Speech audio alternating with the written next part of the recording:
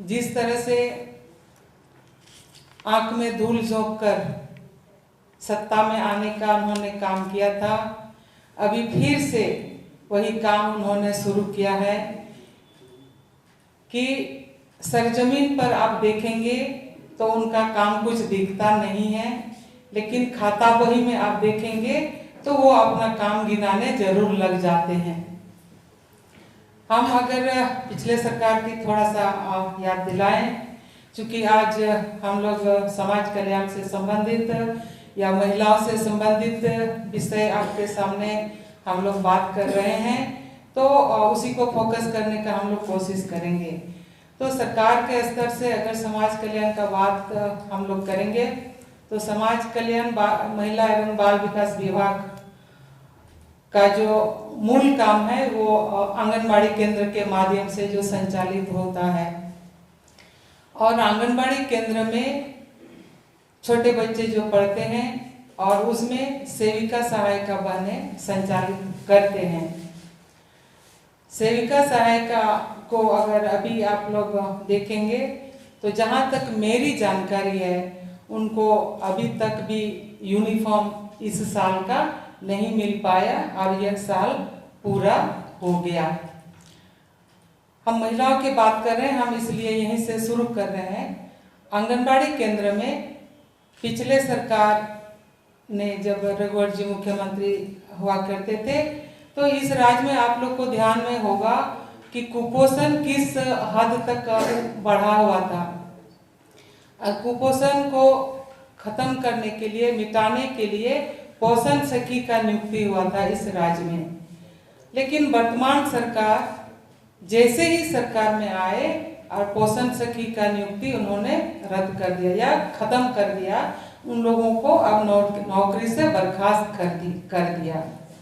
तो मेरे ये कहने का मतलब है, ये मैं जिस तरह से अपने चुनावी वादों में महिलाओं के साथ भी उन्होंने वादा किया था, हम ये करेंगे, हम वो करेंगे, लेकिन ऐसा उन्होंने कुछ नहीं कर पाया।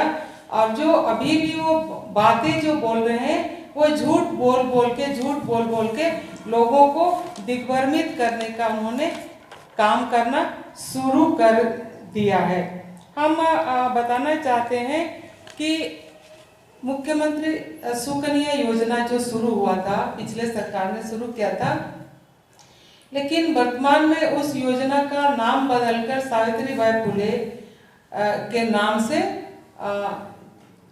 लागू है, चालू किया गया है। लेकिन हमारा ये कहने का मतलब है, आपका योजना तो वही है, लेकिन नाम बदल के आप क्या करना चाहते हैं? बोतल वही है, आपने ढक्कन सिर्फ बदल दिया है।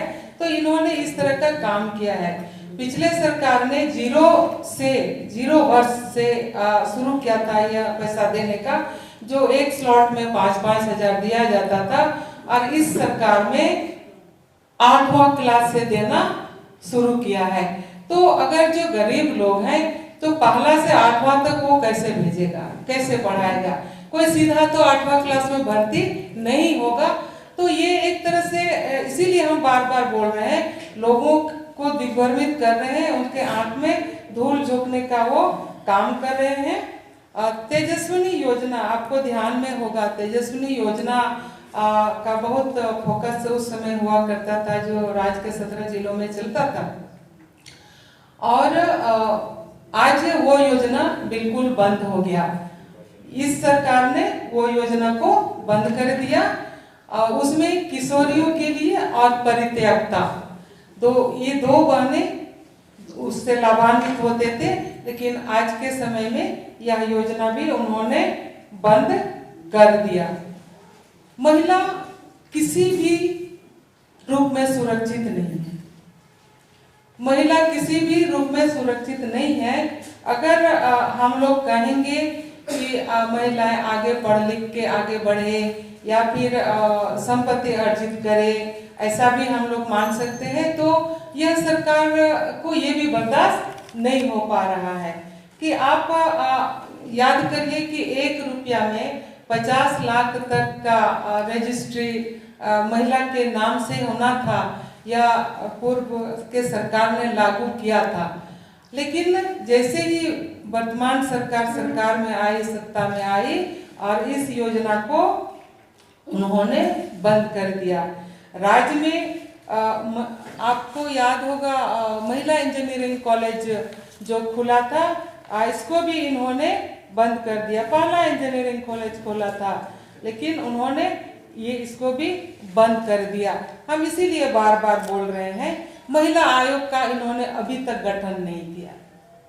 महिला आयोग का अब 4 साल से ऊपर हम लोग प्रवेश कर गए। अब महिला आयोग का गठन कब होगा? आप सोच सकते हैं कि इन 4 सालों में कितने कितने केसेस आए होंगे, कितने महिलाएं, कितने बहनें सफर किए होंगे, दर दर भटके होंगे, लेकिन उनको कहीं भी न्याय, आखिर कहाँ जाएंगे, अपनी बातें कहाँ रखेंगे? तो सरकार को इसकी चिंता बिल्कुल ही नहीं है। तो इसीलिए हम बोल रहे हैं कि यह सरकार जो है महिला विरोधी है। यह सरकार जो है महिला विरोधी है और इसीलिए चूंकि हम संथाल परगना के रहने वाले हैं, आप सभी लोगों को मालूम है।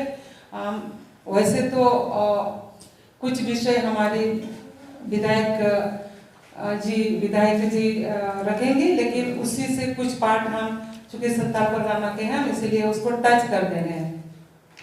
आपको ध्यान में होगा बहन रूपा तिर्की का हत्या होता है, जो साहिबगंज जिला में कार्यरत थी। हम सभी को याद होगा संध्या टोपनो का भी घटना, किस कदर मारा गया। हम सभी को याद होगा दुमका में अंकिता के घटना, जो पेट्रोल से जला दिया जाता है। हम सभी को याद होगा दुमका की एक और आदिवासी बहन थी जिनको जो प्रेग्नेंट थी और उनका हत्या करके उनको फांसी पर लटका दिया जाता है। तो इस तरह का कितनी घटनाएं हैं और इसीलिए हमने कहा कि कोई भी बहन सुरक्षित नहीं है। वैसे तो राज्य के एक जनता सुरक्षित नहीं है और बहनें तो विशेष करके सुरक्षित नहीं है।